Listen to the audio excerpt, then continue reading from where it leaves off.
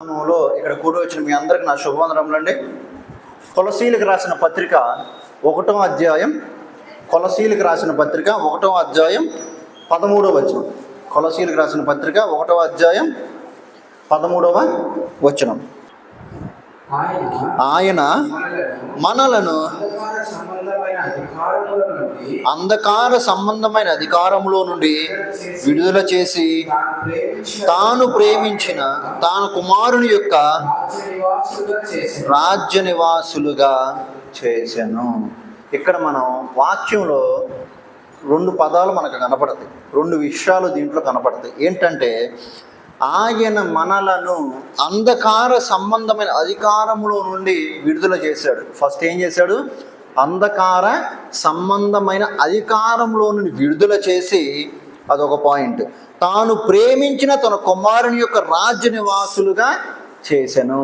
అంటే ఈ వచనంలో మనకి 2 విషయాలు కనపడతాయి. ఏంటంటే దేవుడు తన కుమారుని ద్వారా మొట్టమొదటిగా మనకి ఇచ్చిన విమోచన ఏంటంటే, ఫస్ట్ అంధకార సంబంధంలో నుండి అధికారంలో నుండి విడుదల చేశాడంట. ఫస్ట్ అంధకార సంబంధమైన అధికారంలో నుండి విడుదల చేశాడు. ఇక్కడ మనం చూసినట్లయితే అంధకార సంబంధం అంటే ఏంటి? అంధకార సంబంధం అంటే మన భాషలో చీకటి అంటాం కదా, చీకటి అంటే చీకటి శక్తులలో నుండి మనల్ని ఏం చేశాడు? విడుదల చేశాడు. ఎందుకు ఫస్ట్ చీకటి శక్తుల్లో నుండి విడుదల చేయాలి? ఆయన తలుచుకుంటే ఒక్కసారిగా మనిషిని మార్చగలడు కదా. ఎందుకు చీకటి శక్తిలో నుండి మొట్టమొదటిగా విడుదల చేయాలంటే, పూర్వం మనము ఏ స్థితిలో ఉన్నామంటే బానిసత్వం అనే స్థితిలో ఉన్నాము. దేనికి బానిసలుగా ఉన్నాము? చీకటికి బానిసలుగా ఉన్నాము. అంటే అంధకారానికి మనం బానిసలుగా ఉన్నాము. అంధకార సంబంధము అంటే ఏంటంటే చీకటి సంబంధులు అని అర్థం. ఈ చీకటి సంబంధులను ఎవరు? పూర్వం మనము ఏ విధంగా ఉండేవాళ్ళము? దేవుని సంబంధులుగా ఉండేవాళ్ళమా, చీకటి సంబంధులుగా ఉండేవాళ్ళమా?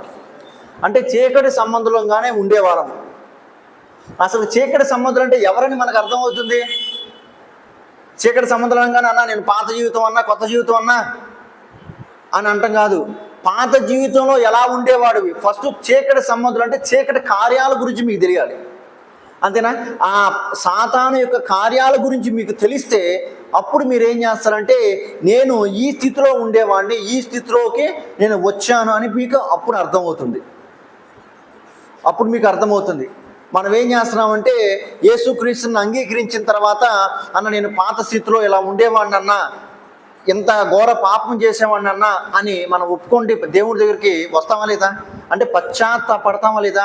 మరి ఆ పాపం అనేది ఏంటంటే అది ఒక సంబంధమేగా, అంధకార సంబంధమేగా. నీకు ఒకలా పట్టింది. ఎలా పట్టింది నీకు ఒక త్రాగుడు గానో, నీకు ఒక దొంగతనం గానో, ఏదైనా వ్యభిచారం గానో, నరహంతకులు గానో, అదొక అంధకార సంబంధమైన దాంట్లో నుంచి నీకు అది ఉంది. అంటే అంధకార సంబంధమైన విషయాలు ఏంటో నేను చెప్తున్నాను. ఫస్ట్ అంధకార సంబంధమైన ఏంటంటే జస్ట్ ఒక అబద్ధం అనేది అంధకార సంబంధం అనే కాదు, దొంగతనం ఒకటే కాదు, వ్యభిచారం ఒకటే కాదు, ఇంకా దాని చేతిలో విలవలాడుతున్న వాళ్ళు ఎంతోమంది ఉన్నారు. మనం తెలియకుండా అరే ఇది కూడా చీకటి ప్రభావమేనా అని మనకు అర్థమవుతుంది. అప్పుడు ఇది కూడా చీకటి ప్రభావం. దాని నుంచి మనల్ని ఏం చేయాలి? విడిపించాలి. ఫస్ట్ దాని నుంచి ఆయన మనల్ని విడిపించాలి. ఎలా విడిపించాలంటే పాపం లేకుండా ఉన్న వ్యక్తి మాత్రమే ఆ పాపంలో ఉన్న స్థితిలో ఉన్న వ్యక్తిని విడిపించగలటానికి శక్తి కలిగిన వాడు. పాపం చేసిన వ్యక్తి ఆ వ్యక్తిని, పాపంలో ఉన్న వ్యక్తిని ఎలా విడిపించగలడు? ఎలా విడిపించలేడు కదా. అంటే దేవుడికి ఏం తెలియాలి? అన్నీ తెలిసి ఉండాలి దేవుడికి. ఆయన అన్నీ అనుభవించుకుని ఉంటే విడుదల వచ్చిద్దా? ఇప్పుడు మీరందరికి ఆకలేస్తుందండి, నాకు ఆకలి బాగా తెలీదు, నేను ఫుల్గా తినేసి వచ్చాను అంటే అసలు ఆకలి అనేది తెలియదు, ఎప్పుడు తింటానే ఉన్నాను. మీరు వచ్చి ఆకలి బాధ అన్నారు, నాకు తెలిసిద్దా? నాకు తెలీదు. నాకు ఎప్పుడు తెలిసిద్ది ఆకలి విలువ? మీ బాధ ఎప్పుడు తెలిసిద్ది నాకు? నేను ఆకలిగా ఉన్నప్పుడు మాత్రమే మీ బాధ నాకు తెలిసిద్ది. అరే పిల్లలు ఆకలితో ఉన్నారా, నాకు ఆ బాధ తెలుసు కాబట్టి వాళ్ళు ఎక్కడికన్నా భోజనానికి పంపించేద్దావరా అనే ఆలోచన నాకు వచ్చింది. ఒకవేళ నాకే గనక ఆకలి బాధ తెలియకపోతే నేను ఎలా పంపించగలను? పంపించలేను కదా, విలువ తెలియకపోతే.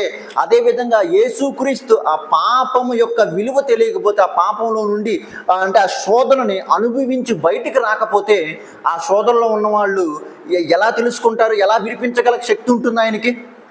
అంతేనా?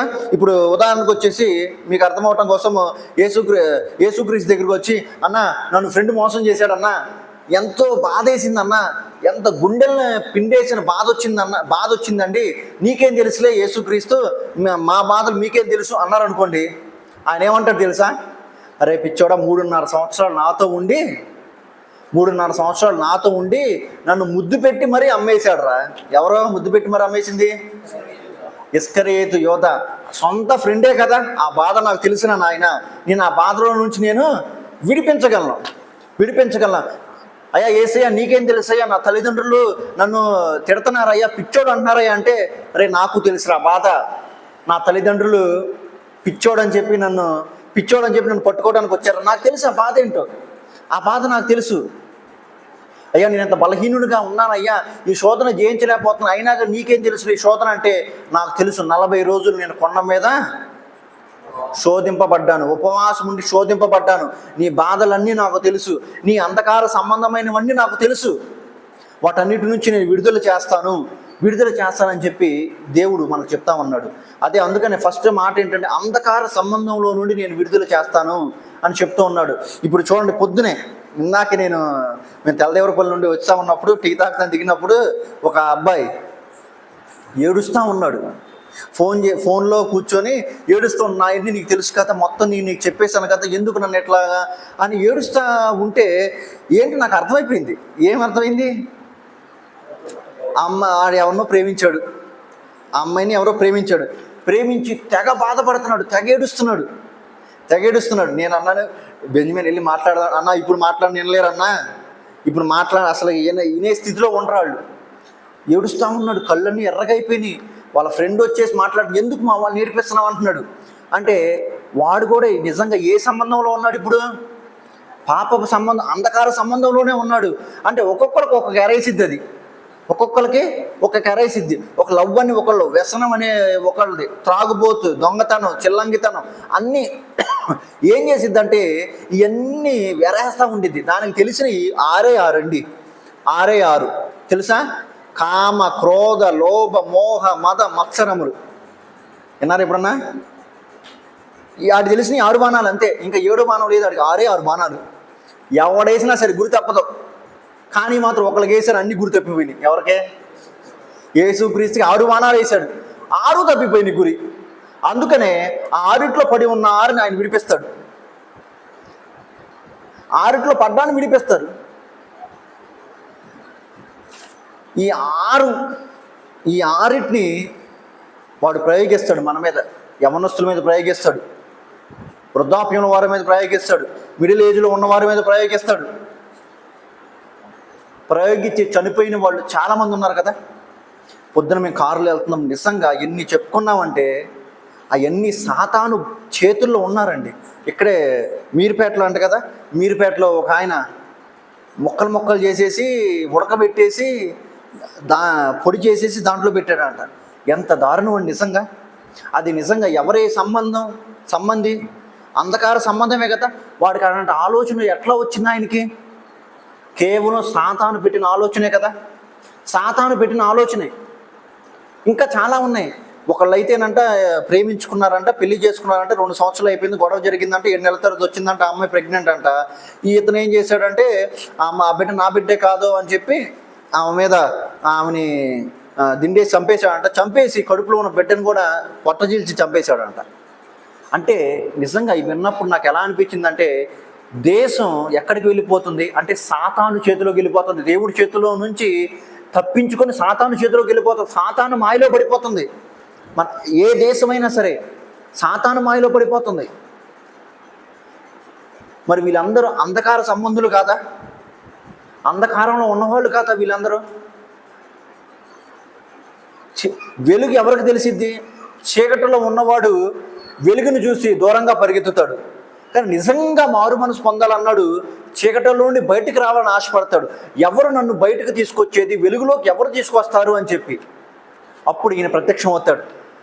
నేనేనమ్మా నిన్ను ఆ చీకటిలో నుండి విడుదల చేసేసి ఫస్ట్ ఏం చేస్తాను, చీకటిలో నుంచి విడుదల చేస్తాను. విడుదల చేస్తామే కాదు, నీకు ఒక బంపర్ ఆఫర్ ఇస్తున్నాను నేను. ఏం ఆఫర్ అయ్యా అంటే, విడుదల చేస్తామే కాదు, నా కుమారుడి యొక్క రాజ్య నివాసులుగా నిన్ను చేస్తాను, రాజ్యంలోకి నేను తీసుకొస్తాను. నువ్వు ఒక పౌరుడు అయిపోతావు. ఇంకా ఇదివరకు నువ్వు ఎవరికి పౌరుడుగా ఉన్నావు? సాతాను గారికి పౌరుడుగా ఉన్నావు. ఆడు ఏది చెబితే అది చేసావు. ఆడు తినమంటే తిన్నావు, దొంగతనం చేయమంటే తిన్నావు, ఎవరిని చంపమంటే చంపేవు, అన్నీ చేసావు. కానీ నువ్వు వెలుగు సంబంధం అయ్యావు. చూసావా, నా కుమారుడు రాజు. నువ్వు ఏం చేసావు అక్కడ? ఒక పౌరుడివి నువ్వు. ఆయన వచ్చిన తర్వాత నీకు సుఖ సంతోషాలే, రాజ్య నివాసులుగా నేను చేస్తున్నాను అంతే. అమెరికా పౌరసత్వం ఫ్రీగా ఇస్తానంటే తీసుకోకుండా ఉంటారు ఎవరన్నా? ఇప్పుడు నేను అమెరికా సిటిజన్షిప్, ఇప్పుడు మనకి ఇండియా సిటిజన్షిప్ అంటే పిల్లల పుట్టిన ఆధార్ కార్డు వచ్చింది కదా, అలాగే ఇప్పుడు ప్రతి ఒక్కళ్ళు అమెరికా వెళ్తున్నారు. అమెరికా సిటిజన్షిప్ కావాలనుకుంటారు. ఎందుకు అమెరికా సిటిజన్షిప్ కావాలనుకునేది? అది అమెరికా పెద్దన్న కదా, ప్రపంచానికి పెద్దన్న. ఏది వచ్చినా సరే ఫస్ట్ అమెరికానే ముందుండేది.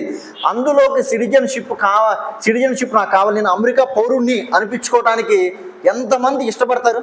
అంటే ఇష్టపడతాం అంటే సిటిజన్షిప్ పొందడం కోసం, సిటిజన్షిప్ అక్కడ ఉండటం కోసం. ఇప్పుడు 5 సంవత్సరాలు అక్కడ ఉండాలి ఇదివరకు, మరి ఇప్పుడు ఎన్ని సంవత్సరాలు తెలియదు. 5 సంవత్సరాలు ఉండాలి. 5 సంవత్సరాలు ఉంటే నువ్వు కూడా ఈ దేశ పౌరుడివి అని మళ్ళీ ఒక గ్రీన్ కార్డ్ అనేది ఇస్తాడు. అలా కాకుండా ఇప్పుడు ఫ్రీగా పిలిచి నిన్ను ఈ అన్నిటి నుంచి నేను విడుదల చేస్తాను, నీకు ఉన్న అప్పులన్నీ తీర్చేస్తాను. నేను నా కుమారుడి నేను అమెరికా సిటిజన్షిప్ కూడా నీకు ఇస్తాను, ఫ్రీగా ఇస్తాను, డబ్బులు ఏం పెట్టాల్సిన అవసరం లేదు. పాస్పోర్ట్ తీసుకెళ్ళి పాస్పోర్ట్ ఇచ్చి నేను అమెరికా తీసుకెళ్తాను, అక్కడ సిటిజన్షిప్ ఇచ్చేస్తాను అనగానే మీకు ఎంత సంతోషం వచ్చింది. నేను వెళ్ళిపోతాను, ఇక్కడ అప్పులన్నీ తీరిపోతాయి కదా, ప్రశాంతంగా అక్కడ ఉండిపోతాను అని అనుకుంటాం.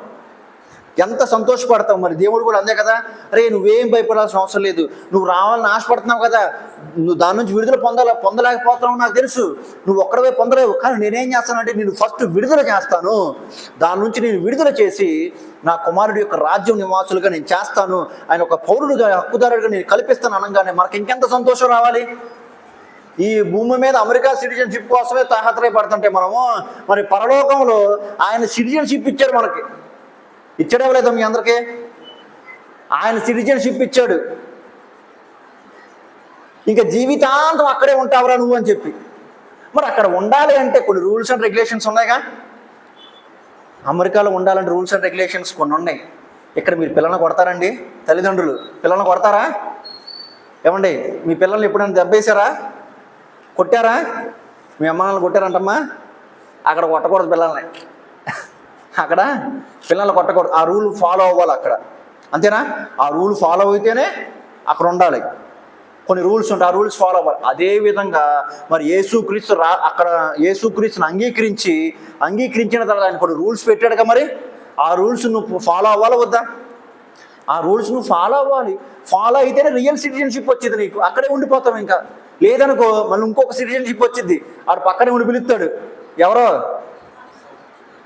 రే అక్కడంతా స్వేచ్ఛ లేదురా, బానిసరా, ఆయన చెప్పినట్టు వినాలిరా బాబు. ఇక్కడ చూడు, తిను తాగు నీ ఇష్టం, అడిగేవాడు ఎవడు లేడు నిన్ను. ఇంకా నువ్వు ఏది చేసినా సరే ఏమి లేదు అనగానే ఇట్లా జారిటి వెళ్ళావు అనుకో, మళ్ళీ ఆడి చేతిలోకి వెళ్ళిపోతాం, మళ్ళీ బానిసగానే వెళ్ళిపోతాము. అందుకనే ఏం చేశాడు? ఫస్ట్ ముందుగా ఆయన ఏం చేశాడంటే అంధకార సంబంధంలో నుండి మనల్ని విడుదల చేశాడు. ఫస్ట్ మనల్ని విడుదల చేసి ఆయన కుమారుని యొక్క రాజ్య నివాసులుగా చేశాడని చెప్తున్నాడు. ఇంకొకటి చూద్దాం ఒకసారి, లోకాసు వార్త 13వ అధ్యాయము 11 నుంచి 13 వచనాలు.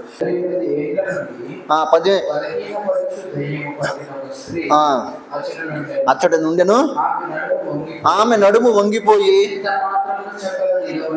ఎంత మాత్రమును చక్కగా నిలవబడలేకుండాను. యేసు ఆమెను చూచి రమ్మని పిలిచి, అమ్మా నీ బలహీనత నుండి విడుదల పొంది ఉన్నామని ఆమెతో చెప్పి ఆమె మీద చేతులుంచగానే ఆమె చక్కగా నిలవబడి దేవుని మహిమపరిచెను. ఇక్కడ 11లో ఒకసారి చూడండి, 18 ఏండ్ల నుండి బలహీనపరచు దెయ్యము. ఏంటది? ఆత్మ. కింద ఫుట్ నోట్లో ఉంది, బలహీనపరచు ఆత్మ. ఎన్ని ఏళ్ళ నుంచి?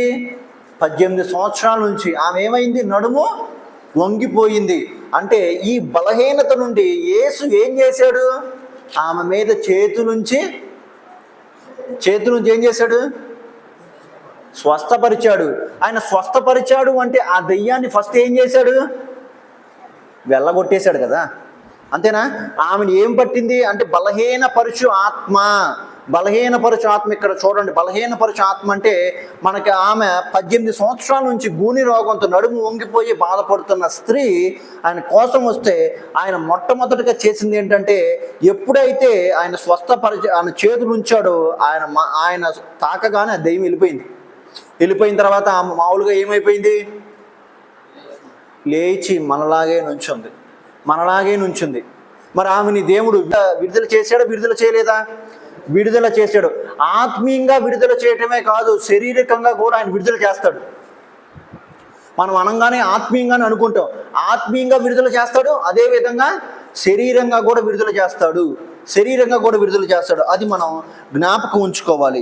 ఇంకొకటి పోతే మత్తయి సువార్త 25వ అధ్యాయం 32 నుంచి 34 వచ్చిన ఒకసారి చూద్దాం. మత్తయి సువార్త 25వ అధ్యాయము 32 నుంచి 34 వచనాలు.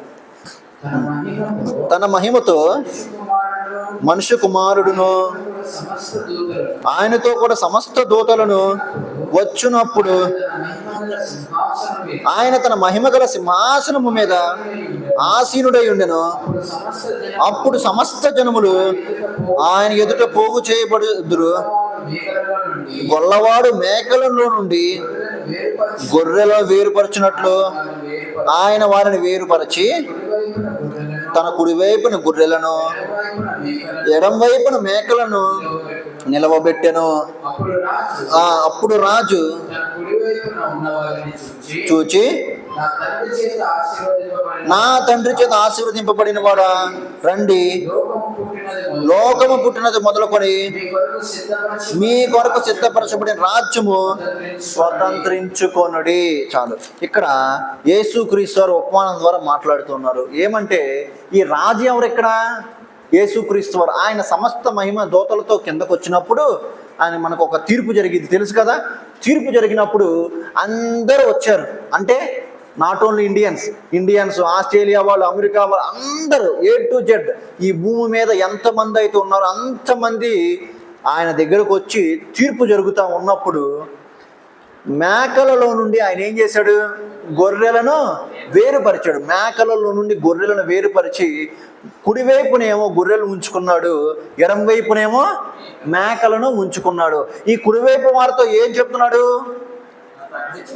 నా తండ్రి చేత ఆశీర్వదింపబడిన వాడా, రండి, లోకము పుట్టినది మొదలుకొని మీ కొరకు సిద్ధపరచిన ఉన్నదాన్ని స్వతంత్రించుకొనుడి అని ఇక్కడ స్పష్టంగా చెప్తున్నాడు. ఇక్కడ దేవుడు మరి ఏం చెప్తున్నాడు? తన కుమారుని యొక్క రాజ్య నివాసులుగా చేస్తాను అన్నాడా లేదా? అంధకారం నుంచి మనల్ని విడుదల చేశాడు. విడుదల చేసిన తర్వాత తన కుమారుని యొక్క రాజ్య వారసులుగా చేస్తానని ఆయన చెప్పినప్పుడు అంటే తండ్రి మనల్ని ఆశీర్వదించినట్టే కదా, అంతేనా? తండ్రి మనల్ని ఆశీర్వదించినట్టే కదా, అర్థమవుతుంది నేను చెప్పింది. తండ్రి మనల్ని ఆశీర్వదించినట్టే. అంధకారం విడుదల చేసి తన కుమారుని యొక్క రాజ్య వారసులుగా చేసి మనల్ని ఏం చేశాడంటే ఆశీర్వదించాడు. మనం ఆశీర్వదించినప్పుడు మనకి ఇక్కడ ఏముందయ్యా అంటే, ఇక్కడ ఉన్నా లేకపోయినా సరే పరలోకంలో ఒకటి ఉంది. ఆ తీర్పు జరుగుతున్నప్పుడు ఏం చేయబడతాం? మనము వేరు చేయబడతాము. కుడివైపున గొర్రెలు, ఎడమ వైపున మేకలు. అంటే కుడివైపున గొర్రెలు ఉంటే ఎడమ వైపున మేకలు. కుడివైపున తండ్రి చేత ఆశీర్వదింపబడిన వాళ్ళు అంటే యేసుక్రీస్తుని నిజంగా సొంత రక్షకుడిగా అంగీకరించిన వాళ్ళు. నిజంగా సొంత రక్షకుడిగా అంగీకరించిన వాళ్ళు యేసుక్రీస్తుని. నామకార్థంగా అంగీకరించిన వాళ్ళు వెళ్ళరు. నామకార్థంగా అంగీకరిస్తే వెళ్ళరు. నిజంగా యేసుక్రీస్తుని సొంత రక్షకుడిగా అంగీకరించి ఆయన బోధను అనుసరించి దాని ప్రకారం నడుచుకున్న వాళ్ళు మాత్రమే కుడివైపున ఉంటారు. ఏదో చర్చికి వస్తున్నాము, ప్రతి ఆదివారం చర్చికి వస్తున్నాం, ప్రతి బుధవారం, శుక్రవారం, శనివారం అన్ని రోజులు చర్చికి వస్తున్నాం. ఎంత చర్చికి వచ్చినా కానీ మన ప్రవర్తన కనుక మార్చుకోకపోతే, ఆయన బోధన కనుక మన జీవితంలో అప్లై చేసుకోకపోతే మనం మేకలమా గొర్రెలమా? మరి మనం మేకలమే కదా. మరి ఎడం వైపున మాత్రమే ఉంటాం, కుడివైపుకి అసలు వెళ్ళం. మరి కుడివైపుకి ఎవరు వెళ్తారు? ఆయన చేసిన దాని ప్రకారం, ఆయన ఇచ్చిన ఆజ్ఞల ప్రకారం మనం నడుచుకున్నట్లయితే మనం కుడివైపుకి వెళ్తాం. ఆయన ఆజ్ఞల ప్రకారం నడుచుకుంటేనే కుడివైపుకి వెళ్తాం. కింద ఆయన చెప్పాడు, ఇంకొకసారి చూడండి ఆయన ఏం చెప్పారు మళ్ళా కింద ఎవరెవరో, ఎడం వైపున ఉన్న వాళ్ళు ఎవరో, కుడివైపున ఉన్న వాళ్ళు ఎవరో. కుడివైపున ఉన్న వాళ్ళు ఎవరో గొర్రెలు, ఎడం వైపున ఉన్నవాళ్ళు మేకలు. ఇప్పుడు చూడండి తర్వాత అప్పుడు రాజు తర్వాత 35వ వచనం చూడు. భోజనము పెట్టిద్రి, దప్పికొంటిని, నాకు దాహమిచ్చిద్రి, పరదేశినై ఉంటిని, నన్ను చేర్చుకుంటిరి, దిగంబరినై ఉంటిని, నాకు బట్టలు ఇచ్చితిరి, రోగినై ఉంటిని, నన్ను చూడవచ్చితిరి, చెరసాలలో ఉంటిని, నా యొద్దకు వచ్చితిరని చెప్పెను. అందుకు నీతిమంతులు, ప్రభువా, ఎప్పుడు నీవు ఆకలి కొని ఉండుట చూచి నీకు ఆహారం ఇచ్చితిమి, నీవు దప్పికొని ఉండుట చూచి ఎప్పుడు దాహం ఇచ్చితిమి, ఎప్పుడు పరదేశినై ఉండుట చూచి నిన్ను చేర్చుకొంటిమి, దిగంబరునై ఉండుట చూచి బట్టలు ఇచ్చితిమి, ఎప్పుడు రోగినై ఉండుట అయినను చెరసాలలో ఉండుట అయినను చూచి నీ యొద్దకు వచ్చితిమని ఆయన అడిగెదరు. అందుకు రాజు, మిక్కిలి అలుపులు అయిన ఈ నా సహోదరులలో ఒకరికి మీరు చేసిద్రు కనుక నాకు చేసిద్రని నిశ్చయముగా మీతో చెప్పుచున్నానని వారితో చెప్పాను. ఇప్పుడు కుడివైపున ఉన్న వాళ్ళు చూడండి, దేవుడు ఏం చెప్తున్నాడంటే, నేను ఆకలిగా ఉన్నాను, మీరు ఆహారం పెట్టారు, దిగంబరనై ఉన్నాను, మీరు నాకు బట్టలు ఇచ్చారు, వస్త్రం లేదు, వస్త్రం ఇచ్చారు, చెరసాలలో ఉంటే చూడటానికి వచ్చారు, రోగినై ఉన్నాను, ఇక్కడ ఏమన్నా రోగినై ఉన్నాను, నన్ను చూడవచ్చితిరి, నన్ను చూశారు. అప్పుడు వీళ్ళేమంటారు, వీళ్ళకి తెలియదు. ఎందుకంటే మన దేవుడు ఏం చెప్పాడు, కుడి చేతితో చేసింది తెలియదు కదా, అన్నీ మర్చిపోతాం కదా. అందుకని మర్చిపోతే ఆయన జ్ఞాపకం చేస్తాడు. మనం మర్చిపోయినా కానీ ఆయన మాత్రం మర్చిపోడు, జ్ఞాపకం చేశాడు. అయ్యా నేను ఎప్పుడు ఇలా చేశానంటే, వీళ్ళకి చేసావు కంటే నాకు చేసినట్టే అన్నాడు, వీళ్ళకి చేసావు కదా నాకు చేసినట్టే అన్నాడు. అంటే ఇదే విధంగా మనం ఆత్మీయంగా ఆలోచించుకున్నట్లయితే బలహీనతలో ఉన్నవారి దగ్గరికి, అస్వస్థతలో ఉన్నవారి దగ్గరికి, ఆత్మీయ అస్వస్థతలో ఉన్నవారి దగ్గరికి, వాళ్ళందరికీ మనం సువార్త చెప్పినప్పుడు, వారిని బలపరిచినప్పుడు దేవుడు చూస్తాడు తెలుసా. ఎవరో సంఘానికి వచ్చారు, ఉదాహరణకి సంఘానికి వచ్చారు, వాళ్ళు బాధలో ఉన్నారు, బలహీనతలో ఉన్నారు, మీరు ఆ బాధను చూసి వారిని దేవుడు వాక్యాలు చెప్పి ఓదార్చినప్పుడు అతను నెమ్మది పొందుకున్నాడు. ఈ నీతి క్రియ దేవుడి సన్నిధికి ఉండి తప్పకుండా ఉండిద్ది. మనం నీతి క్రియ అనగానే మనం ఏం చేస్తాం, పేదవాళ్ళకి అన్నం పెట్టాలి, బట్టలు లేని వాళ్ళకి బట్టలు ఇవ్వాలి, అట్లాను, అది మంచిదే, అది కూడా మంచిదే, అది శరీర ప్రకారంగా. మరి శరీరంలో దెబ్బ తగిలింది అనుకోండి, దెబ్బ తగిలితే ఏమైంది, ఒక నెల రోజులు మానిపోద్ది. కానీ మనసుకు దెబ్బ తగిలితే ఎన్ని సంవత్సరాలు ఉండిద్దో తెలుసా, అంతేనా, ఎన్ని సంవత్సరాలు ఉండిద్దో. మరి ఆ మనసును బాగు చేసేది ఎవరు, ఆ మనసును బాగు చేసేది ఎవరు, దేవుడే కదా. మరి దేవుడే, ఆ దేవుని వచ్చి చెప్తాడా నీ మనసును బాగు చేస్తానని? ఎవరి ద్వారా మాట్లాడిస్తాడు, తన వాక్యం ద్వారా, తన దాసుల ద్వారా, ఎవరి ద్వారా అయినా మాట్లాడిస్తాడు. ఆఖరికి గాడితో కూడా మాట్లాడేస్తాడు దేవుడు, ఆఖరికి గాడితో కూడా మాట్లాడేస్తాడు. అని అంత శక్తి కలిగిన వాడు. పెద్ద ఆయనే వచ్చి చెప్పాలని రూల్ లేదు. మన మనసులో వచ్చి సడన్గా వెళ్ళి చెప్పాలనిపించింది, చెప్పాము, వాళ్ళు హృదయం మార్చుకున్నారు, కానీ నీ నీతి క్రియ అనేది నీకు కనపడకపోవచ్చు, కానీ దేవుని సన్నిధిలో ఉండిద్ది. అప్పుడు చెప్తాడు, ఇలా జరిగింది చూసావు కదా, నాకు గుర్తుంది అంటాడు దేవుడు. అదొక నీతి క్రియ. ఒక ఆమె కాళ్ళు లేవంట, ఒక ఆమెకి కాళ్ళు లేవు, కానీ ఆమె ఏమంటే ప్రార్థన చేస్తుంది, ప్రభువా నేను నీ పని చేయాలని ఆశ ఉందయ్యా అని. కాళ్ళు లేకపోతే ఆమె ఎలా చేయగలదు, చేయలేదు కదా. నీ పని చేయాలని ఆశ ఉంది అని చెప్పి ఒకటి స్టార్ట్ చేసిందంట. ఏమైనా స్టార్ట్ చేసిందంటే, ఆమె ఇల్లు మేడగది మీద ఉండిద్దంట, కిటికీలో నుండి ఒక పెద్ద పేపర్ ఉంటాయి కదా, పేపర్స్ A4 షీట్స్ లాగా, వాటి మీద దేవుని వాక్యం రాసి కిందకి విడిచిపెట్టేసేదంట. దేవుని వాక్యం రాసి కిందకి విడిచిపెట్టేసేదంట. కిందకి విడిచిపెట్టేసిన తర్వాత కొన్ని నెలలు గడిచిపోతూ ఉన్నాయంట. కొన్ని నెలలు గడిచిపోతూ ఉంటే, ప్రభువా ఎవరు మారుతున్నారో లేదో నాకు తెలియట్లేదయ్యా, అసలుకి నేను నా పని అయితే నేను చేసుకుంటూ వెళ్ళిపోతాను అనుకుందంట. ఒకానొక సమయంలో ఒక కూటంకి వెళ్ళిందంట. అంటే కూటం అంటే తెలుసు కదా మీకు, దేవుని కూటానికి ఎవరో పాస్టర్ గారు వచ్చి చెప్తా ఉంటే అక్కడ సాక్ష్యాలు చెప్తారు కదా. ఒక ఆయన సాక్ష్యం చెప్తున్నాడంట, నేను చనిపోదామని ఇలా వెళ్ళాను, నేను వెళ్తుంటే ఎవరో నాకు తెలియదండి, కిటికీలో నుండి కింద పేపర్ వచ్చింది, ఆ పేపర్ చదవంగానే నా మనసుకు నెమ్మది వచ్చింది. నేను ఆ మరణం అదేంటంటే నేను చనిపోదామని ఆలోచన నుంచి విడుదల పొందుకొని ఏంటి అని గమనించిన తర్వాత ఈయన సన్నిధిలోకి వచ్చానండి, అప్పుడు నా మనసుకి ఆదరణ వచ్చిందండి అని చెప్పి ఆయన సాక్ష్యం చెప్పినప్పుడు అప్పుడు ఆమెకు అర్థమైందంట, అప్పుడు ఆమెకు అర్థమైంది, ప్రభువా థ్యాంక్ యూ అయ్యా. ఆనందం ఎలా ఉండిద్ది? ఆ పని చేసింది మనమే, మనకు తెలియదు. దేవుడు నిజంగా ఆమెను ఏం చేశాడు? ఆదరణ కలిగించాడా లేదా? ఆమె బాధపడుతుంది. ఆ బాధ ఎవరు కలిగిస్తారు చెప్పండి? సాతాను. ఏమని కలిగించిద్ది? ఏమమ్మా ఇన్ని సంవత్సరాల నుంచి పైనుంచి కింద వరకు ఎత్తానే ఉన్నావు కదా, ఎవడన్నా మారు మనసు పొందాడా? ప్రయాస వ్యర్థం వృధా అనగానే మనసులో మనం ఏమనుకుంటాం? నిజంగా ఏమనుకుంటాము? ఎంత చేసినా కానీ ఒక్కళ్ళు కూడా మారు మనసు పొందట్లేదు, ఎందుకు ఇది అని మనం ఎప్పుడైతే బాధపడుతూ దేవుడిని ప్రార్థన చేసామో ఆయన అప్పుడు తెలిసిద్ది. ఒకనొక సమయంలో చూపిస్తాడు మనకి, ఒకనొక సమయంలో అలాంటి వాళ్ళని చాలామందిని చూశానండి నేను. చాలామంది సాక్ష్యాలు విన్నాను. దేవుడు అంత గొప్ప కార్యాలు చేయగల దేవుడు. ఈ నీతి కార్యాలు ఒక మనిషిని మరణంలో నుండి దేవుని వాక్యం లేపగలిగిద్ది. ఆ దేవుని వాక్యాన్ని వెళ్ళే సాధనంగా నువ్వు మారాలంతే. ఆ దేవుని వాక్యాన్ని తీసుకెళ్లే సాధనంగా నువ్వు మారినప్పుడు అది దేవుని దృష్టిలో ఉండిద్ది. అప్పుడు నీకు అర్థమైద్ది దేవుడు ప్రతి ఒక్కటి రాస్తున్నాడు అని చెప్పి. పైకి వెళ్ళినాక ఎప్పుడు కుడివైపున గొర్రెలను ఉంచోబెట్టినప్పుడు నేను గొర్రె మందలో ఉన్నాను ఎస్ అని చెప్పి, ఈ ఎడం వైపున వాళ్ళు కంప్లీట్గా ఆపోజిట్. దేవుని సువార్త వినని వాళ్ళు కొంతమంది ఉంటారు, దేవుని దూషించిన వాళ్ళు కొంతమంది ఉంటారు, దేవుని నమ్మి కూడా లోకంలో కలిసిపోయిన వాళ్ళు కొంతమంది ఉంటారు. దేవుడు ఏం చెప్పాడు? విడుదల చేశాడు. నీకున్న వ్యసనాలన్నింటినీ, అంధకార సంబంధమైన వాటిని విడుదల చేసి నా కుమారుడికి నేను వారసుడిగా చేశానురా అంటే, రాజ్యనివాసులుగా చేశానంటే, మీరేం చేశారా?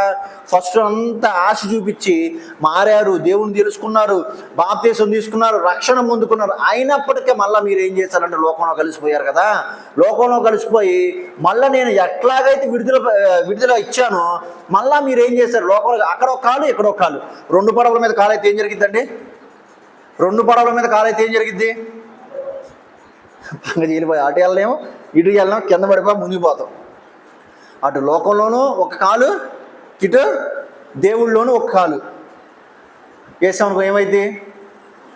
అటు వెళ్ళాం, ఇటు వెళ్ళలేం, మధ్యలో ఉండిపోతాం. అంటే పూర్తిగా మనం దేవుణ్ణి తెలుసుకుంటున్నాం కానీ ఆయన అనుభవించలేకపోతున్నాం. తెలుసా? ఆ ఫీల్ మనకు ఉండట్లేదు. ఏదో వచ్చామంటే వచ్చాం, వెళ్ళామంటే వెళ్ళాం అంతే, అట్లాగే ఉంటున్నాం. కానీ మన ఆ ఫీల్ ఎప్పుడు వచ్చింది? దేవుణ్ణి ఎప్పుడు మనం అనుభవించగలుగుతాం? అదే చెప్తున్నాడు దేవుడు. అంటే ఇవన్నీ నేను చేశాను కదా, ఇవన్నీ చేశాడు మనకి. మనం ఎలా ఉండాలంటే ఆయనను నిజంగా విశ్వసించి, అబద్ధంగా కాదు, నిజంగా విశ్వసించి ఆయన కోసం బ్రతికే వారంగా మనం ఉండాలి. ఆయనకు మనకి ఎంత మేలు చేశాడో తెలుసా? ఎంత మేలు అనగానే కోట్లు, బంగారాలు, నగలు, కార్లు, బంగ్లాలు కాదు. ఈ వ్యసనం నుండి విడుదల చేశాడు. చాలదా మనకి? ఈ వ్యసనం నుండి విడుదల చేశాడు. త్రాగుబోతని వ్యసనం నుంచి విడుదల చేశాడు. నరహత్య అనే వ్యసనం నుండి విడుదల చేశాడు. కొన్ని బానిసల్లో పడిపోయి ఉన్నాం మనం, ఆ బానిసత్వం నుండి మనల్ని విడుదల చేశాడు. లోక బానిసత్వంలో మనం ఉన్నాం, ఆ బానిసత్వంలో మనల్ని విడుదల చేసి హ్యాపీగా దేవుణ్ణి ఇక్కడ ఆరాధించుకుంటూ ఉన్నాము. అది అందుకని ఇక్కడ చెప్తున్నాడు, మరి నువ్వు కుడివైపు ఉన్నావా లేకపోతే ఎడం వైపు ఉన్నావా ఆలోచించాలి. కుడివైపు ఏమో గొర్రెలు, ఎడం వైపు ఏంటి? మేక. మరి ఈ రెండిట్లు ఎలా ఉన్నారు? గొర్రెలు అంటే పూర్తిగా గొర్రెలు తెలుసుగా, మనం అందరు బరి అంటారు కదా, ఏమంటారు? అరే గొర్రె బిడ్డలు అంటారు కదా. మనం నిజంగానే గొర్రెలమా? చెప్పండి, నిజంగానే గొర్రెలమే కదా. దేవుణ్ణి పెంచుకునే గొర్రెలు, అంతేనా? దేవుణ్ణి పెంచుకునే గొర్రెలే కదా. దేవుడు మనల్ని పెంచుకుంటున్నాడు, మంచిగా పెంచుకొని మళ్ళీ అక్కడ కుడివైపు ఉంచుతుంటే మనం ఆడెవడో గొర్రెలు అన్నాడని చెప్పి మనం అంటే ఎలాగా? మనం నిజంగా దేవుడు పెంచుకుని గొర్రెలా ఉండాలి, కానీ గొర్రెలు కాస్త మళ్ళీ మేకల్లా మారిపోకూడదు. అది గుర్తుపెట్టుకోండి. ఆ తర్వాత ఇంకొక నెక్స్ట్ వచనం ఏంటి? 15వ వచనం.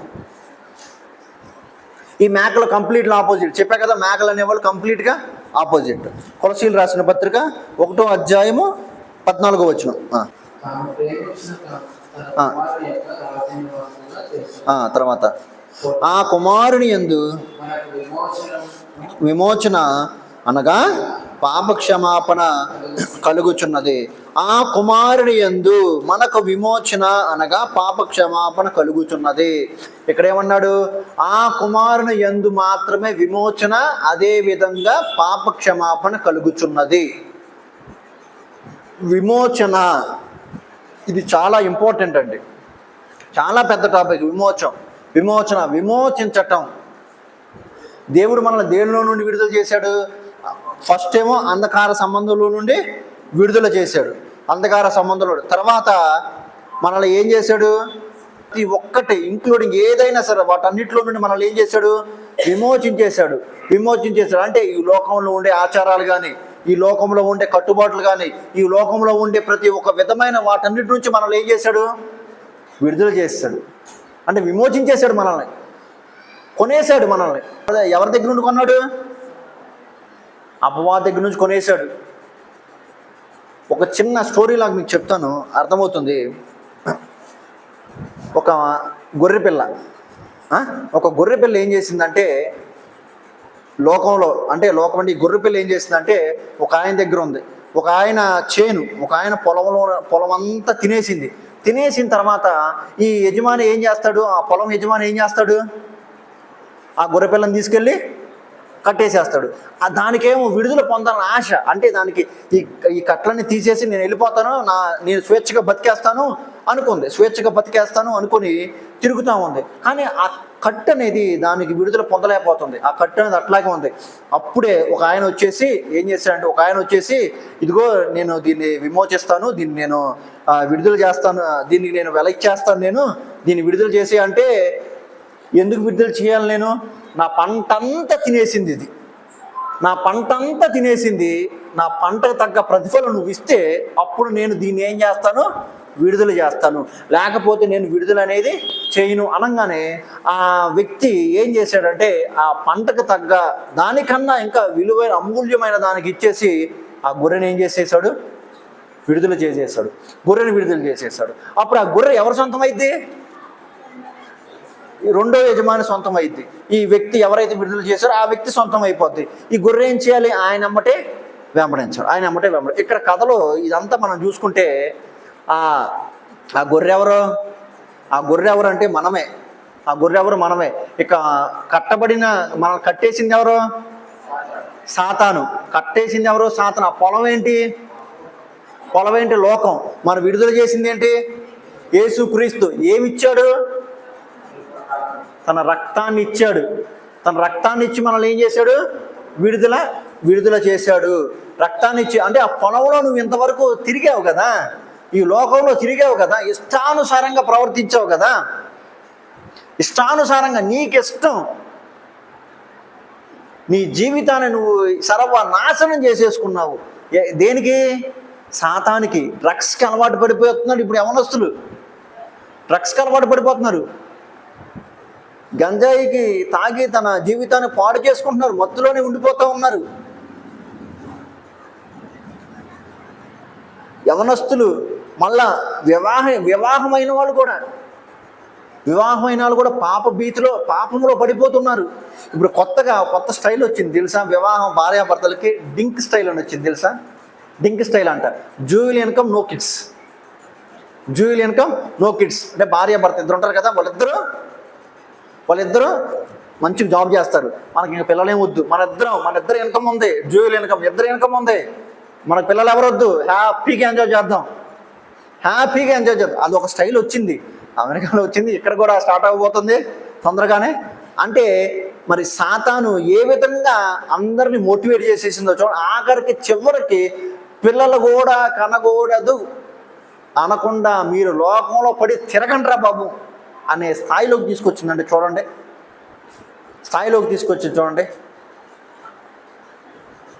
మనలో అయితే ఒక 5 సంవత్సరాల పిల్లలు కలగలేదు అనుకోండి, ఏం చేస్తారు? పిల్లల కోసం ఇన్ని ప్రార్థన చేస్తాం, అంతేకాండి.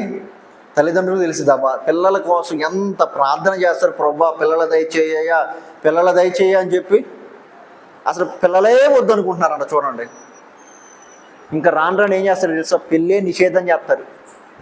నేను సంపాదించేది ఆమెకు పెట్టేది ఏంద్రా బాబు, ఆమె సామాను వచ్చింది, ఇంకా హ్యాపీగా తిరుగుతాం. ఒక ఆయన ఉన్నాడు, నాకు తెలిసిన ఆయన కూడా ఒకడు ఉన్నాడు, ఇట్లాగే అమెరికాలో ఉద్యోగం చేస్తూ ఉంటాడు. వివాహం అంటే పెళ్ళి అనగానే, పెళ్ళి అంటే నేను ఇండియాకి రాను, పెళ్ళి నాకు వద్దు, ఇది చాలా లైఫ్ సుఖంగా ఉంది, నా డబ్బులు వస్తున్నాయి, మీకు పంపిస్తున్నాను, నేను ఎంత అయితే ఉన్నాయో అంత ఖర్చు పెట్టుకుని హ్యాపీగా తిరుగుతున్నాను. ఈ ఆలోచన ఎవరిదే? సాతానుది కేవలం. దేవుడేమన్నాడు? ఆదికాండంలో ఉంటుంది కదా, మీరు ఫలించి భూమిని నిందించండి, భార్య దొరికిన వాడికి మేలు కలుగును అని స్పష్టంగా ఆయన అన్ని వాక్యాలు చెప్తూ ఉన్నాడు. మరి ఇవన్నీ ఏం చేస్తున్నాడంటే, పెళ్లి వద్దు, పెళ్లి నిషేధించే వాళ్ళు కూడా వస్తున్నారు. తిమోతికి రాసిన పత్రికలో ఉంది కదా, పెళ్లి నిషేధించే వాళ్ళు బోధకులు కూడా వస్తారని చెప్పి జాగ్రత్తగా అని చెప్పి. ఇవన్నీ ఎవరి ఆలోచనలు అంటే సాతాను యొక్క ఆలోచనలు. ఈ సాతాను బంధకాల్లో పడిపోయినప్పుడు, మరి ఈ లోకం అనే బంధకాల్లో ఎన్ని మనం చెక్కుముడుతూ ఉన్నప్పుడు దేవుడు వచ్చి మనల్ని విడుదల చేస్తున్నాడు. విడుదల పాప క్షమాపణ మనకు అనుగ్రహించాడు. ఆయన ఊరిన ఫ్రీగా సాతానుగాడు ఏమన్నా మామూలుడు కాదు, ఫ్రీగా తీసుకెళ్ళిపో అంటానికి. నాది నా సొంతమైన వాడిని నువ్వు తీసుకెళ్తావా? నువ్వు తీసుకెళ్తే సరే, తీసుకెళ్ళామంటున్నావు కదా, వెల చెల్లించాడు. చూడండి ఒకసారి మార్క్స్ సువార్తలో ఉంటుంది, మార్క్స్ సువార్త 10:45 అనుకుంటా. మార్క్స్ సువార్త 10:25-45 ఒకసారి చూడు. 45 మార్క్స్ సువార్త 10:45. మనుష్య కుమారుడు పరిచారము చేయించుకున్నకు రాలేదు కానీ పరిచారము చేయుటకును అనేకులకు ప్రతిగా విమోచన క్రయధనముగా తన ప్రాణమునిచ్చుటకును వచ్చాను. ఎందుకు వచ్చాడండి ఈయన? అనేకులకు ప్రతిగా విమోచన క్రయధనముగా తన ప్రాణాన్ని ఇచ్చారంట, క్రయధనముగా. ఇప్పుడు అదే హోటల్లోకి వెళ్ళాం, ఉదాహరణ హోటల్లోకి వెళ్ళి ఫుల్గా తినేసి అన్నదాత సుఖీబాబు అంటాడు. ఆడేమంటాడు చెప్పండి? అన్నదాత సుఖీబాబు అనగానే డబ్బులు అయ్యా అంటాడు కదా. ఇక్కడ కూడా వాడు ఇచ్చిన తర్వాత మరి ఎట్లా మనం విడుదల పొందుతాడు? తన ప్రాణాన్ని ఇచ్చేశాడు. తన ప్రాణాన్ని ఇచ్చి మనల్ని విడుదల చేశాడంటే చూడండి ఆయన ఎంత గొప్ప దేవుడు. ఈ లోకంలో మన కోసం ఎవరు ప్రాణం పెట్టరు. తల్లి పెట్టరు, తండ్రి పెట్టరు. తల్లులే పిల్లలు చంపేస్తున్నారు, తండ్రులే పిల్లలను చంపేస్తున్నారు. అన్నదమ్ముల మధ్య గొడవలు, ఆస్తి తగాదాలు చంపేస్తున్నారు. హైదరాబాద్లోనే ఫార్చునర్ కారుతో వాళ్ళ అందరినీ చంపేశాడు, గుద్దేసి చంపేశాడు చాలా మందిని. మరి చూడండి, అంటే ప్రేమ చల్లారిపోతుంది. అలాంటి స్థితిలో మనం ఉన్నప్పుడు దేవుడు నిజంగా వచ్చి నేను నిన్ను ప్రేమిస్తున్నాను, నేను నిన్ను నిజంగా ప్రేమిస్తున్నానంటే చాలామంది తెలుసుకోలేకపోతున్నారు. మనిషి సంఘజీవి తెలుసా మీ అందరికీ? ప్రేమ లేకపోతే అంటే ఒకడు కావాలి అనుకుంటాడు, ఫ్రెండ్ అయినా సరే ఎవరైనా సరే, మాటలు ఆడకుండా నిన్ను ఈ గదిలో పడేశాను. ఒక్కడు ఉంటారు, ఎంతోళ్ళు ఉంటారు. కరోనా వచ్చింది, ఎంతమంది ఉన్నారు చెప్పండి ఇంట్లో? ఒక్కళ్ళే ఉన్నప్పుడు మీకు ఎట్లా అనిపించింది అంటే, కరోనా వచ్చింది ఆయన తీసుకెళ్ళి ఏం చేశారు? ఒక 14 రోజులు 20 రోజులు దేంట్లో పడేశారు కదా. ఆడి పిచ్చాడైపోయి పెడతారు కదా, ఏమీ ఉండవు, బయటికి రాలేడు, లోపలే మగ్గిపోతా ఉంటాడు. ఆడు ఎట్లా ఉంటాడు? ఎంత దారుణంగా ఉంటాడు? అంత దారుణం. వాడు ఇంకా ఏం చేయలేదు. మీ అందరికీ ఎవరికి దేవుడి దేవుళ్ళు రాలేదు. వచ్చిన వాళ్ళు ఏంటంటే చెప్తా ఉంటారు, రే బాబా అది ఒక నరకం రా నాయనా, వారంటీనా ఏంటది, ఒక రోజు ఇన్ని రోజులు ఉండాలి అని చెప్పి, ఇన్ని రోజులు ఉండాలని చెప్పి అదొక భయంకరం. కానీ దేవుడు మాత్రం ఏంటంటే ఉచితంగా, మనం ఏం డబ్బులు పెట్టాల్సిన పని లేదు, ఉచితంగా ఆయన ప్రాణాన్ని మనకు అర్పగించాడు. ప్రాణాన్ని సాతానికి ఇచ్చాడు, అంటే క్రయధనంగా ఇచ్చాడు. గుర్తుపెట్టుకోండి, ఇది నీకు ఉచితంగా వచ్చింది, కానీ ఆయనకు ఉచితంగా రాలా. అర్థమవుతుందా? నీకు ఉచితంగా వచ్చింది, నాకు ఉచితంగా వచ్చింది, ఆయనకి మాత్రం ఉచితంగా రాలా. ప్రాణం పెట్టాడు. హెబ్రీయులకు రాసిన పత్రికలో ఉంటుంది, మేకల రక్తము, కోడెల రక్తము ఏమైతే పాపాన్ని తీయలేదు, శాశ్వతంగా పాపాన్ని తీయలేదు. ఆ పాత నిబంధన కాలంలో ప్రధాన యాజకుడు ప్రతి సంవత్సరం ఏటేటా ఏం చేస్తాడంటే తన కోసము, తన ప్రజల కోసము బలి తీసుకొని వెళ్ళి అతి పరిశుద్ధ స్థలంలో ఏంటంటే అక్కడ ఆ మందసం మీద రక్తాన్ని రాస్తూ ఉంటాడు, కొమ్ములకి మందసం మీద, అతని కోసము తన ప్రజల కోసము. అంటే రక్తం చిందించకుండా పాప క్షమాపణ అనేది లేదు లేదు అని స్పష్టంగా చెప్తున్నాడు. అదేవిధంగా ప్రాణం ఇచ్చిన తర్వాత నీకు పాప క్షమాపణ వచ్చిందిరా, నీకు ఉచితంగా నేను ఇచ్చాను క్షమాపణ, కానీ నేను ఏం చేశాను తెలుసా, నా ప్రాణాన్నే పెట్టాను రా క్రయధనంగా అని ఇక్కడ దేవుడు వాక్యం చెప్తున్నాడు. మరి మనదైతే ఒకటి, పక్కనదైతే ఒకటా? మీ నాన్నగారు వచ్చి 1000 రూపాయలు ఇచ్చారనుకోండి, మీరు కష్టపడలేదు కాబట్టి మీరు ఏం చేస్తారు, తెగ ఖర్చు పెడతారు. అదే మీకు ఉద్యోగం వచ్చి 15,000 శాలరీ వచ్చి రే ఒక 1000 రూపాయలు ఎవరా అని మేము అడిగింది అనుకో, అమ్మ తీసుకో జాగ్రత్త ఖర్చు పెట్టు అంటారా అనరా? అంటే ఇప్పుడు మీరు ఉద్యోగాలు చేయట్లేదుగా, చేసినప్పుడు అంటారండి. అప్పుడు మీ డబ్బు కదా, ఆచితూచి ఖర్చు పెడతారు. మీ డబ్బు కాబట్టి ఆచితూచి ఖర్చు పెడతారు. ఇక్కడ కూడా అదే, ఆయన మనకు ఉచితంగా ఇచ్చారు కదా, ఆయన మనకు ఉచితంగా ఇచ్చారు కదా, అందుకని మనం ఏం చేస్తున్నాము, ఇష్టానుసారంగా ప్రవర్తిస్తున్నాం. అది కూడా మనకి రే ఈ పాప క్షమాపణ కృప అనేది ఇన్ని లక్షల రూపాయలు అనగానే మనం ఏం చేస్తాం, చచ్చినట్టు ఒకసారి కొంటాం, రెండోసారి ఎంత జాగ్రత్తగా ఉంటామో తెలుసా? నువ్వు 1,00,000 రూపాయలు పెట్టి బండి కొంటున్నప్పుడు ఒక గీత పడింది అనుకో, ఏమైంది, గుండె ఆగిపోద్ది. ఆగిపోద్దా లేదా? అరే ఏంట్రా గీత పడిందని చెప్పి. మరి అదే కృప కనుక, పాప క్షమాపణ కనుక 1 కోటి రూపాయలు పెట్టాడు అనుకోండి, మీ జీవితం అంతా 1 కోటి రూపాయలు సంపాదించి ఇచ్చిన మళ్ళా పాపం చేసి 1 కోటి రూపాయలు పెట్టలేరు అంటారు. ఉచితంగా ఇచ్చాడు ఆయన కృప, ఉచితంగా మనల్ని క్షమించాడు, ఉచితంగా క్షమించాడు అని చెప్పి దేవుడు చెప్తున్నాడు. ఇకపోతే రోమీలకు రాసిన పత్రిక 4వ అధ్యాయము 6-8 వచనాలు చూడండి. రోమీలకు రాసిన పత్రిక 4వ అధ్యాయము 6-8 వచనాలు. ఆ ప్రకారమే క్రియలు లేకుండా దేవుడు ఎవరిని నీతిమంతుడుగా ఎంచునో ఆ మనుషుడు ధన్యుడని దావీదు కూడా చెప్పుచున్నాడు. ఎలాగనగా తన అతిక్రమములకు పరిహారము నొందినవాడు, తన పాపమునకు ప్రాయశ్చిత్తము నొందినవాడు ధన్యుడు. ప్రభు చేత నిర్దోషిని ఎంచబడిన వాడు ధన్యుడు. ఇక్కడ చూడండి ఏమంటున్నాడు, క్రియలు లేకుండా దేవుడు ఎవరిని నీతిమంతుడుగా ఎంచును ఆ మనుషుడు ధన్యుడు. అంటే క్రియలు లేకుండా దేవుడు నీతిమంతుడుగా ఎంచిన వాడు ధన్యుడు. అంటే క్రియలు లేకుండా అంటే ఉద్యోగం రావాలని మీరేం చేయాలి, స్కిల్స్ ఉండాలి, ఎగ్జామ్ రాయాలి, రిటన్ ఎగ్జామ్ ఉంటుంది, తర్వాత మళ్ళీ టెక్నికల్ రౌండ్ ఉంటుంది, తర్వాత హెచ్ఆర్ రౌండ్, 3 రౌండ్లు దాటి ఉద్యోగం వచ్చింది. అలా కాకుండా అరే నీకు నేను ఫ్రీగా ఇస్తున్నాను రా, వితౌట్ ఇంటర్వ్యూ, నువ్వు నాకు ఏ ఇంటర్వ్యూ అసలు అటెండ్ అవ్వద్దు, ఎగ్జామ్ రాయొద్దు, ఏం వద్దు రా, వచ్చి నెలకు ఒక 50,000 శాలరీ తీసుకొని అట్లా కూర్చొని వెళ్ళు అంటే ఎట్లా ఉంటుంది మీకు చెప్పండి? ఎలా ఉండేది? మన దగ్గర సూపర్గా ఉండేది కదా, చాలా బాగుండిద్ది. ఇక్కడ దేవుడు అదే అంటున్నాడు, క్రియలు లేకుండా, మన భాషలో ఎగ్జామ్ లేకుండా ఉద్యోగం ఎట్లాగైతే మనకు వచ్చిందో అట్లా అది రావడం అసాధ్యం లేండి. ఇది క్రియలు లేకుండా దేవుడు ఎవరు నీతిమంతుగా ఎంచుతాడో వాడు ధన్యుడు. అంటే క్రియలు లేకుండా, మన మంచి కార్యాలు లేకుండా, మంచి పనులు లేకుండా వానందరిని దేవుడు ఏమంటున్నాడు, నీతిమంతుడుగా ఎంచుతాడు వాడు ధన్యుడు అంటున్నాడు. మనందరినీ దేవుడు మనల్ని చూసి మన రక్షణ ఇచ్చాడా? మన హైటు, వెయిట్, లేకపోతే మన జ్ఞానం చూసి దేవుడు మనకు రక్షణ ఇచ్చాడా? రక్షణ ఇవ్వలేదు. మన క్రియలు లేకుండానే ఆయన మనకేం చేశాడు, ఉచితంగా మనల్ని ఏం చేశాడు, రక్షణ ఇచ్చాడు, నీతిమంతులుగా చేశాడు. అర్థమైంది నేను చెప్పింది? అంటే మనం ఏమీ చేయలేదు, ఎగ్జామ్ రాయలేదు, రిటర్న్ టెస్ట్ పాస్ అవ్వలేదు,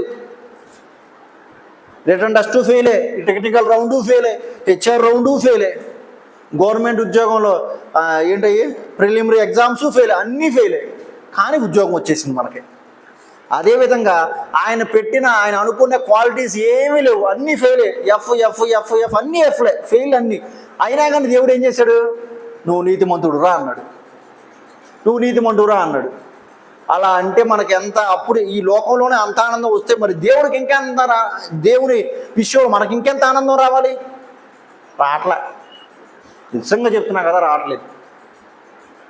రావాలని చెప్తున్నాడు ఇక్కడ దేవుడు. ఆ తర్వాత ఏమన్నాడు?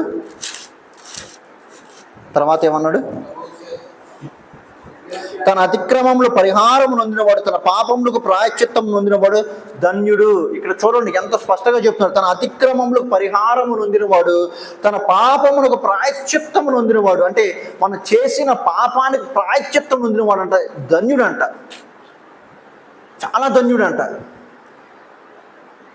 ఆ పాపంలో నుండి మనల్ని ఎవరినో ఇబ్బంది పెట్టాం, బాగా ఇబ్బంది పెట్టిన తర్వాత మనకి తప్పని తెలిసింది, వాళ్ళ దగ్గరికి వెళ్ళి మనం క్షమాపణ అడిగాం, వాళ్ళు ఇవ్వలేదు. అప్పుడు మనం ఏం చేస్తాము? వాళ్ళు క్షమించే వరకు మనం వెళ్తానే ఉంటాం. ఎందుకు? తప్పు నేను చేశాను కాబట్టి వాళ్ళు ఎంత అసహించుకున్నా సరే నేను వెళ్తాను, నేను క్షమాపణ పొందుకుంటాను, వాళ్ళ కాళ్ళ మీద పడినా సరే నేను క్షమించమని అడుగుతాను అని మనకి ఎలాగైతే ఆలోచన ఉండిద్దో, ఎలాగైతే ఆలోచన ఉన్న తర్వాత వెళ్ళి అతను ఒకానొక సంవత్సరంలో క్షమించాను అన్నాడు అనుకో, నిజంగా నువ్వు ధన్యుడివే కదా. ఆ నీలో ఉన్న బాధ అనేది పోయిద్ది కదా, అదేవిధంగా దేవుడు మనల్ని అతిక్రమముల నుండి తొలగించేశాడు, పాపముల నుండి మన పాపాలకి ప్రాయశ్చిత్తం చేసేసాడు. ఏ విధంగా ప్రాయశ్చిత్తం చేశాడంటే తన ప్రాణాన్ని ఇచ్చి ప్రాయశ్చిత్తం చేసి మనకు విమోచన ఇచ్చాడు. అప్పుడు మనం ఇంకెంత ధన్యులు అని చెప్పండి. ఈ లోకంలో ఉన్న వాళ్ళు ధన్యులు కాదు, కోటేశ్వరులు ధన్యులు కాదు. మనశ్శాంతిగా ఉంటే చాలు కదా. ఉన్నాడికి లేనాడికి తేడా ఏంది చెప్పండి? ఒకే ఒకటి చెప్పండి చాలు, లేకపోతే రెండు చెప్పండి. ఉన్నాడికి లేనాడికి తేడా. ఉన్నాడికి లేనిదేంటి, లేనాడికి ఉన్నదేంటి? అర్థమైంది నేను చెప్పింది? ఉన్నాడికి లేనిదేంటి, లేనాడికి ఉన్నదేంటి? ఏంటమ్మా? సరే, శ్రీవాణి చెప్పింది ఉన్నాడు ప్రశాంతంగా ఉన్నాడు, లేనాడు ప్రశాంతంగా ఉన్నాడు. ఇంకొకటి,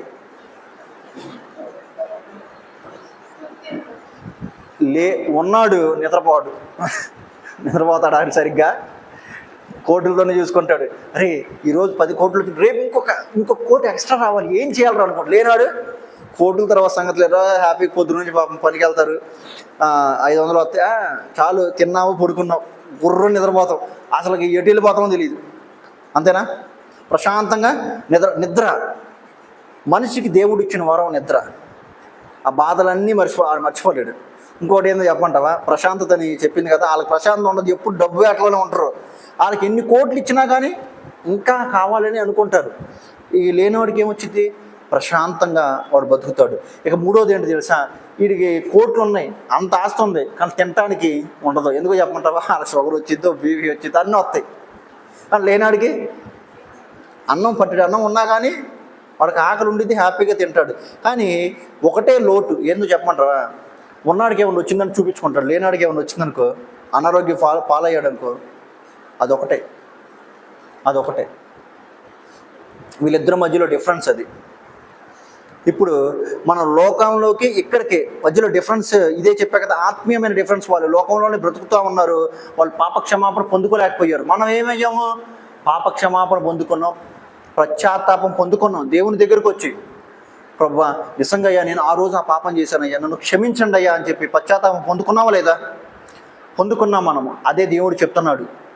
ఆయన ఎందుకు వచ్చాడంటే పాప క్షమాపణ ఇవ్వటానికే, మనకి పాప క్షమాపణ ఇవ్వటానికే అని చెప్పి దేవుడు చెప్తూ ఉన్నాడు. అందుకనే మనల్ని తన తండ్రి ఆశీర్వదించబడిన వాడ లోపలికి రండి అని ఆయన అన్నాడు. కాబట్టి ఆయన మనల్ని ఆశీర్వదించాడు కాబట్టి మనం కుడివైపున ఉండాలి, కుడివైపున గొర్రెల వలె ఉండాలి.